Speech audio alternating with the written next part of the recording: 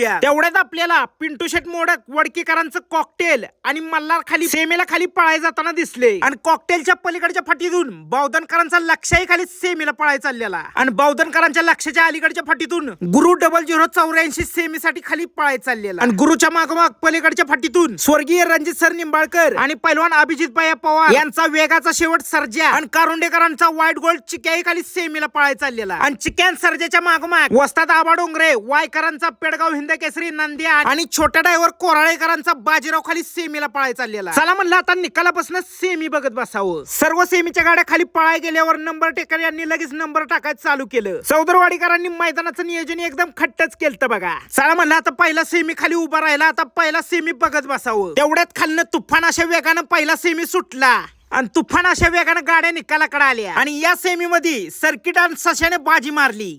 2-3 semi बघून झाल्यावर 5व्या सेमीत कारुंडेकरांचा चिक्या आणि वेगाचा शेवट सर्जा होता आणि तेवढ्यात वेगाचा शेवट सर्जा चिक्याचा सेमी खालनं सुटला.